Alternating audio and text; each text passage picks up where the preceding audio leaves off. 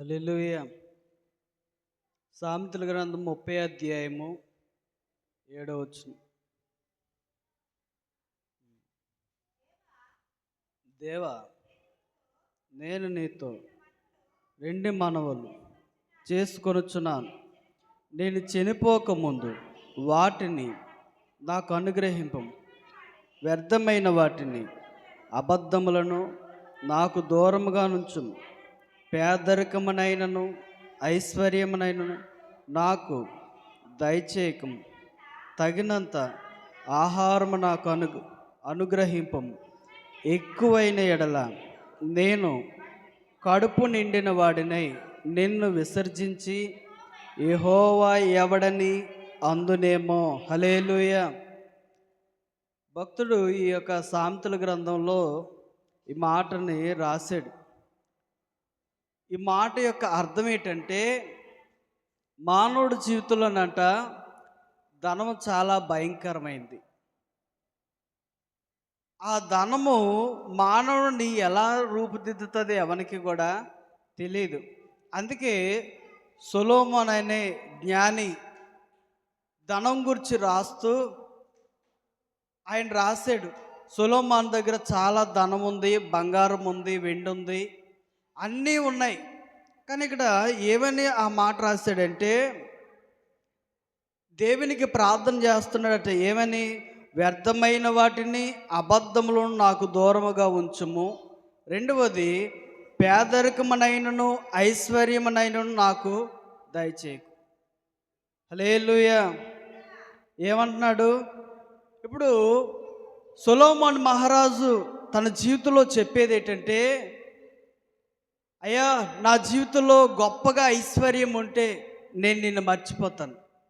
అలాగే నీ పేదరికం ఉంటే నిన్ను ఎక్కడైనా నిన్ను ద్వేషిస్తానేమో.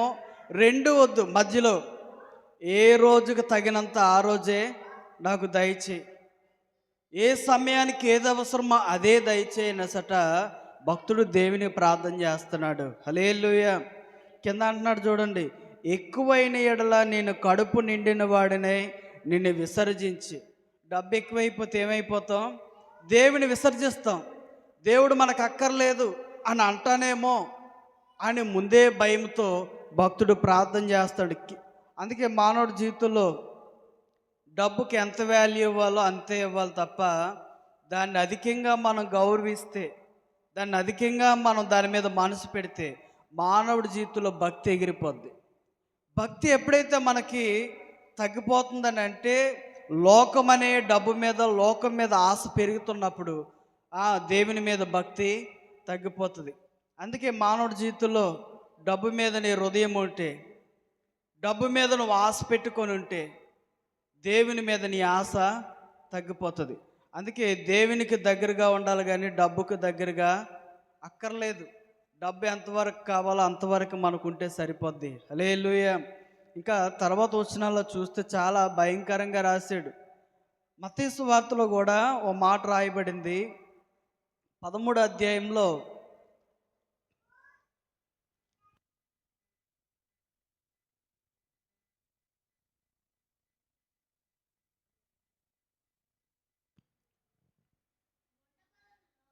ముళ్ళ పొదల్లో విత్తబడినవాడు వాక్యం వినివాడే గాని ఐహిక విచారమును ధనమోహమును ఆ వాక్యమును అణిచివేయను గనక వాడి నిష్ఫలుడు. హల్లెలూయా.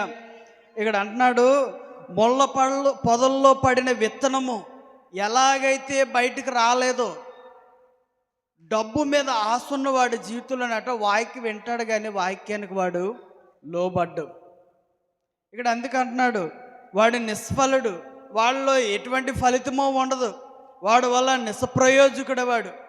ఈరోజు డబ్బు మానవుడిని ఏం చేస్తుందంటే, క్రైస్తవ జీవితంలో, భక్తి జీవితంలో ఎదక్కుంటే అది నిన్ను అణిచివేస్తుంది.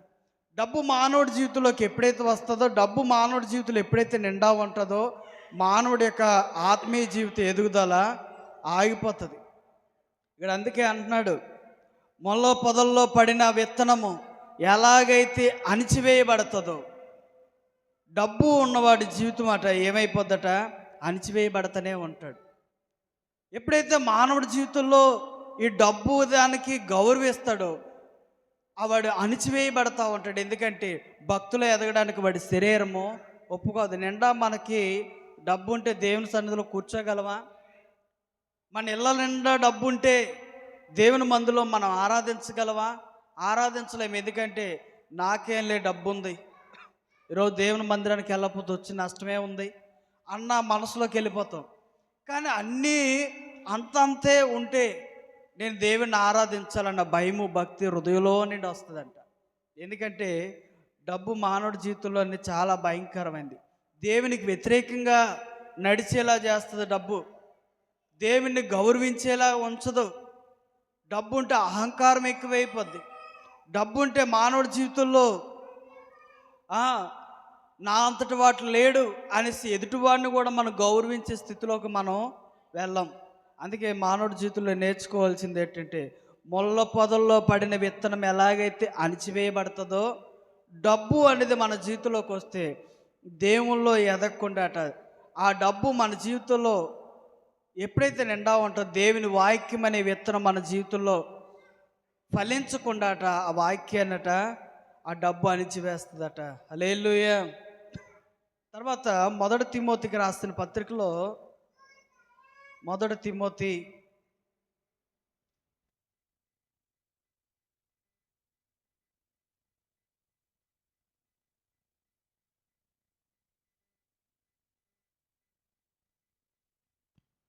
6వ అధ్యాయము 6వ వచనం.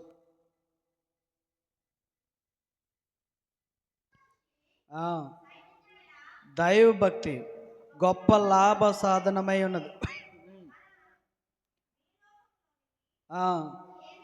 ఏమీ తేలేదు, దీనిలో నుండి ఏమీ తీసుకొని పోలేము. కాగా అన్న వస్త్రములు గలవారమై ఉండి వాటితో తృప్తి ఉందుము. హల్లెలూయా. ఇక్కడ తిమోతి పత్రికలో రాయబడిన మాట ఏంటంటే,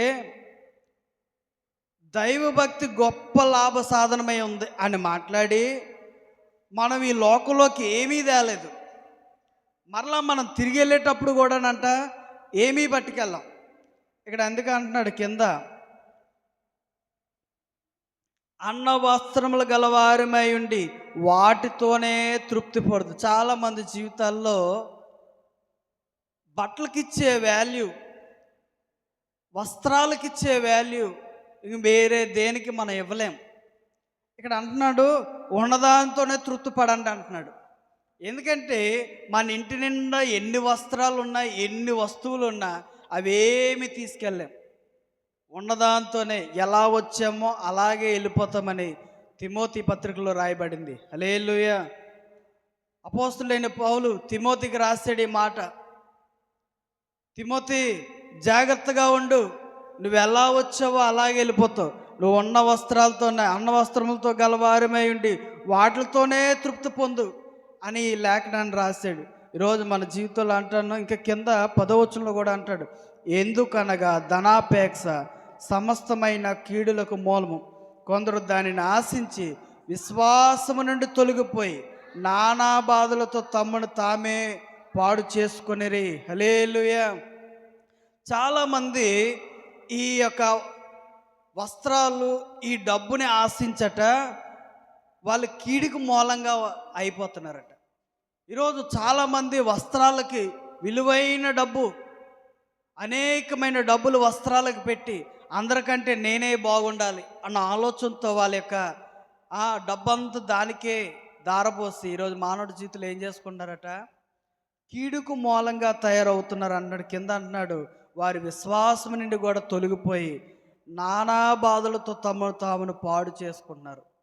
ఈరోజు తినడానికి డబ్బులు లేకపోయినా, ఉండడానికి మంచి సౌకర్యం లేకపోయినా వారికి మనసంతా ఏంటంటే డబ్బు అంతా దేనికి ఖర్చు పెడతారు, వృధాగా బట్టలకి అనేక పాడు వస్తువులు ఖర్చు పెట్టుకొని ఈరోజు వాళ్ళ జీవితాల్లో ఏమైపోయిందట, నానా బాధలతో తాము పాడు చేసుకున్నారు, విశ్వాసం నుండి కోల్పోతున్నారు. ఈరోజు మనం చెడిపోతే, మన అప్పుల బాధల్లో కూరుకుపోతే, మనకి ఏ ధర్మం లేకపోతే ముందు ఎవరిని దూషిస్తాం? దేవుని దూషిస్తాం. ముందు ఎవరిని హేళనగా మనం మాట్లాడుతామంటే దేవుడే ఎందుకు దేవుడు నా జీవితంలో ఇవన్నీ పెట్టాడు అంటాం. కానీ మనం చేసే పనులు ఎంతవరకు కరెక్ట్, ఎంతవరకు సరిగ్గా మనం చేయలేకపోతున్నామో ఇవన్నీ కూడా మనం గమనించం. ఉన్న దాంట్లోనే సర్దుకోమని తిమోతికి పౌలు గారు ఈ లేఖ రాశారు. హల్లెలూయా. ఈరోజు సర్దుకుపోవడంలో నువ్వు ఎప్పుడైతే జాగ్రత్తగా ఉంటావో, ఉన్నదాన్ని బట్టే చాలే, ఇది ఉంటే చాలు, ఎందుకంటే నాకు విలువ అక్కర్లేదు, ఇది ఉంటే చాలు, దీంతోనే నేను తృప్తి పడతాను అని నువ్వు ఎప్పుడైతే నువ్వు ఒక స్థిరమైన మనసు కలిగి ఉంటావో, అప్పుడు దేవుని యొక్క కృప కూడా నీకు తోడుగా ఉంచబడుతుంది. హల్లెలూయా. ఎప్పుడైతే వృధాగా ఖర్చు పెడతావో ఫస్ట్ విశ్వాసం నుండి తొలగిపోతావు, తర్వాత బాధల్లో నీకు నువ్వే చిక్కుకుంటావు. అందుకే మానవుడు చాలా జాగ్రత్తగా ఉండాలి. డబ్బు చాలా భయంకరమైంది. ఇది నిన్ను విశ్వాసం నుండి కూడా తొలగిస్తుందట డబ్బు. హల్లెలూయా. అది ఉన్నా తొలగిస్తుంది, అది లేకపోయినా తొలగిస్తుంది. డబ్బు ఏమీ లేకపోతే అడిగి ఏమైపోతాం, మన విశ్వాస జీవితం చల్లారిపోతూ ఉంటుంది. డబ్బు నిండా ఉందనుకోండి, దేవుడు ఎవడైనా మనమే ప్రశ్నిస్తాం. అందుకే చాలా భయంకరమైంది. దాన్ని ఎంతవరకు వాడాలో అంతవరకే దాన్ని వాడాలి. హల్లెలూయా. మార్కు సువార్తలో కూడా ఓ మాట రాయబడింది. 10వ అధ్యాయము 24. ఆయన మాటలకు శిష్యులు విస్మయముందరి. అందుకు యేసు తిరిగి వారితో ఇట్లను, పిల్లలారా, తమ ఆస్తి యందు నమ్మకించేవారు దేవుని రాజ్యంలో ప్రవేశించుట ఎంతో దుర్లభము. ధనవంతుడు దేవుని రాజ్యంలో ప్రవేశించుట కంటే ఒంటె సూది బెజ్యంలో దూరుట సులభము. హల్లెలూయా. ఈ మాట యేసుప్రభువు వారు చెప్పారు. శిశువులతో మాట్లాడుతున్నాడు ఈ మాట. ఆ మాటలు విన్నప్పుడు శిశువులు చాలా విస్మయం పొందారట. ఏంటి యేసుప్రభువు వారు ఇలా మాట్లాడుతున్నారు అనట. ఒక్కసారిగా వారి హృదయాలు అదో రకంగా అయిపోయి, అయితే కింద అంటున్నాడు, ఎవరైతే తమ ఆస్తి యందు నమ్మికించి ఉంటారో వారు దేవుని రాజ్యంలో ప్రవేశించుట అసాధ్యం. ఈరోజు ఆస్తి మా తాతలండి ఎంత సంపాదించారండి, మా నాన్నండి ఎంత గడించాడండి, ఈరోజు మాకు అదే వాళ్ళ లక్ష్యమండి, దాన్ని కాపాడుకుంటే చాలు, ఇంకా అదే మాకు గొప్ప ధననిదండి, ఇంకా మేము సంపాదించాలండి, ఇదే ఆలోచనతో చాలామంది ఉంటారు. ఇది అంటున్నాడు, కింద అంటున్నాడు, ధనవంతుడు దేవుని రాజ్యంలో ప్రవేశించుట కంటే సూది బెజ్యంలో దూరుట సులభం. చాలా భయంకరమైంది. అంటే ధనము ఆస్తి అనేది మనకి ఎప్పుడైతే ఉంటుందో అప్పుడు దేవునికి మనం భయపడలేము, గౌరవించలేము. చూడండి, చాలామంది మందిరానికి వస్తూ ఉంటారు. వాళ్ళ డబ్బు వాళ్ళు ఎక్కడ ఆపేస్తుంది, ఈరోజు ఇక్కడ, రేపు ఇంకో దగ్గర, రేపు ఇంకో దగ్గర.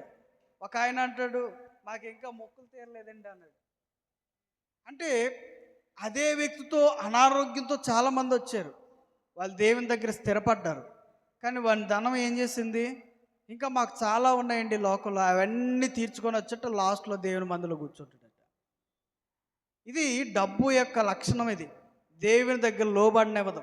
అందుకే అంటున్నాడు, ధనవంతుడు దేవుని రాజ్యంలో ప్రవేశించడం కంటే సూది బెజ్జంలో దూరటం సులభం. ధనవంతుడు దేవుని రాజ్యంలో ప్రవేశించడం అసాధ్యమని దేవుని యొక్క లేఖనమే మాట్లాడింది. యేసుప్రభువే మాట్లాడారు ఈ మాట. ఈరోజు ఇంకా నువ్వు ధనాన్ని బట్టి ఒకవేళ అతిశయిస్తున్నావు, ధనాన్ని పట్టుకొని పరిగెడుతున్నావేమో, జాగ్రత్త. ధనం దేవుని నుండి దూరపరుస్తుంది, పేదరికం దేవునికి దగ్గర చేస్తుంది. చూడండి, ధనవంతుడు లాజరు ఇద్దరు ఉన్నారు. లాజర్కి ఏవైనా ఉన్నాయా? ఏమీ లేవు. ఒక చెట్టు నీడే ఉంది లాజర్కి. వర్షం వచ్చిన ఆ చెట్టు కిందే, ఎండగాసిన ఆ చెట్టే, చలేసిన ఆ చెట్టే. ధనవంతుడికి అన్నీ ఉన్నాయి. ధనవంతుడు నోటి దగ్గర నుండి పడి రొట్టె ముక్కలు ఏరుకొని తినే లాజరు దేవుని రాజ్యానికి వెళ్ళాడు. ధనవంతుడు ఎక్కడికి వెళ్ళాడు? అగ్నిగుండానికి వెళ్ళిపోయాడు. అంటే వీళ్ళిద్దరిలో వ్యత్యాసం ఏంటి? భూమి మీద నువ్వు సుఖపడితే, భూమి మీద అన్నీ ఉన్నాయని మనం గర్వపడితేనట మనం ఎక్కడికి వెళ్ళిపోతాం? విశ్వాసంలో కోల్పోయి నరకానికి పోతాం. అయ్యా నాకేమీ లేదు, నీవే దిక్కని ఎవరైతే మొర పెడతారో, ఎవరైతే అయ్యా నీవే దేవుడు అని ఆరాధిస్తారు భయము భక్తితో. మనకు భయము భక్తి ఎప్పుడు వస్తుంది అంటే ఏమీ లేనప్పుడే వస్తుంది. అన్నీ ఉంటే భయము ఉండదు, భక్తి ఉండదు. ఇవన్నీ పోతే భయము భక్తి రెండు ఉంటాయి. అందుకే లాజర్ జీవితంలో ఏం లేదు, డబ్బు లేదు, ఉండడానికి ఇల్లు లేదు. అందుకే లాజర్ ఏం పట్టుకొని ఏడ్చాడు? అయ్యా నీవే దిక్కని ఏడ్చాడు దేవుని దగ్గర. అందుకే దేవుని రాజ్యానికి చేర్చబడ్డాడు. హల్లెలూయా. ఈరోజు డబ్బు చూసుకొని భూమి మీద ఉన్న మనకున్న సుఖభోగాలు చూసుకొని మనం ఎప్పుడైతే ఈ సర్కిల్లో ఉండిపోతామో దేవుని రాజ్యానికి వెళ్ళడానికి మనకు అర్హత ఉండదు. ఎందుకంటే ఈ డబ్బు నిండి ఏం చేస్తుంది? విశ్వాసం నుండి దూరపరుస్తుంది. కింద అంటాడు ప్రసంగి గ్రంథంలో చివరి మాటలు చూస్తే, ప్రసంగి భక్తుడు మంచి మాట రాశాడు. మాట చదివినప్పుడు చాలా ఆశ్చర్యపడ్డాను నేను. ప్రసంగి 5:11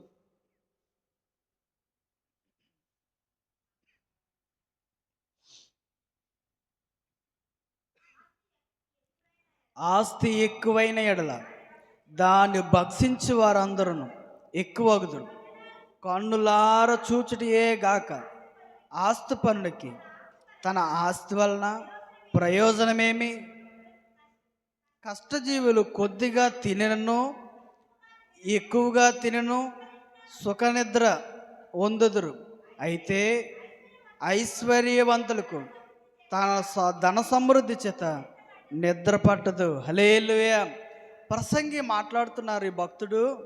ఈయన అంటున్నాడు ఆస్తి ఎక్కువైన వాళ్ళంటే దాన్ని భక్షించే వారు కూడా ఎక్కువ అవుతారు. అంటే నీ దగ్గర ధనం ఎక్కువ ఉంటే నీ దగ్గర తినేవాళ్ళు కూడా ఎక్కువైపోతారు. నీ ఆస్తిని ఆశించే వాళ్ళు కూడా ఎక్కువైపోతారు. కింద అన్నాడు కనులారా చూడడానికే పనికొస్తుందట ఆస్తి. ఆస్తి దేని పనికొస్తుందమ్మా? కన్నులారా చూడడానికే పనికొస్తుందట. ఆస్తి వల్ల ఏ ప్రయోజనం ఉండదట. నాకండి బోల్డ్ ఎకరాల పొలం ఉందండి అంటారు చాలామంది. మా తాత 100 ఎకరాలు ఇచ్చాడు, మా అయ్య 100 ఎకరాలు ఇచ్చాడు, అదే మాకు బోల్డ్ ధనం ఉందంటారు. ఆ ధనం అంతటిని బట్టి వాడికి ఏ సుఖము ఉండదట. కింద అంటున్నాడు కష్టజీవులు కొద్దిగా తిన్నా ఎక్కువ తిన్నా వాళ్ళు ఏం చేయబడరట? సమృద్ధిగా ఉంటారట, సుఖమైన నిద్ర ఉంటుందట. ధనవంతుడు కొద్దిగా తిన్నా వాడికి నిద్ర పట్టదు, రకరకాల జబ్బులు వస్తాయి. ఎందుకంటే వాడుకున్న ధనాన్ని బట్టి వాడుకున్న మైండ్ టెన్షన్ ఎక్కువైపోవడం వల్ల షుగరు, బీపీ అనేక రోగాలు ఆడికే ముందు సంభవిస్తాయి. దాన్ని బట్టి వాడు ఏమి తిన్నా ప్రమాదమే. బయట ఉన్నాడు ఎవడో తినడం తప్పితే వీడు తినడానికి అర్హత లేదు. అక్కడ అదే మాట్లాడు. ఆ రోజుల్లో షుగర్ లేదు, బీపీ లేదు. ఈ వాక్యాలు రాసినప్పుడు ఫ్యూచర్లో ఎదురవుతాయని రాశాడు ఈ మాట. హల్లెలూయా. ఫ్యూచర్లో ఇలాంటి పరిస్థితులు ఉంటాయని దేవుడు రాయించాడు. డబ్బు ఎక్కువైపోతే మన దగ్గర తినేవాళ్ళు చాలామంది ఉంటారు. డబ్బు ఉన్నోడికి నిద్ర ఉండదు, సుఖం ఉండదు అని ఆయనే మాట్లాడాడు. ఈరోజు నువ్వు ఐశ్వర్యవంతుడు అయితే ధన సముద్రత చేతట నిద్ర పట్టదట. నా ధనం ఎవడెడిగిపోతాడో, నా ధనం ఏమైపోతుందో, నేను చనిపోతే ఎవరికి చెందిపోతుందో, ఇదే టెన్షన్ మీద ఉంటాడు. వాడు దేవునికి కూడా దగ్గర కూడా సంతోషంగా జీవించలేడు. పేదవాడికి ఆ పరిస్థితి లేదు. తృప్తిగా తింటాడు, తృప్తిగా ఆనందిస్తాడు, తృప్తిగా దేవుణ్ణి ఆరాధిస్తాడు. ఈరోజు నీ ధనము నీ దగ్గర ఎంత ఉపయోగించాలో నువ్వు అంతే ప్రేమించాలి. ఒకవేళ దేవుని కంటే ఎక్కువగా నువ్వు ప్రేమిస్తే ఆ ధనం నిన్ను ఏం చేస్తుంది? దేవుని నుండి దూరపరుస్తుంది. కొద్ది మాటలు దేవుడు దీవించును గాక. ఆమేన్. మోకరించండి, ప్రార్థన చేసుకుందాం.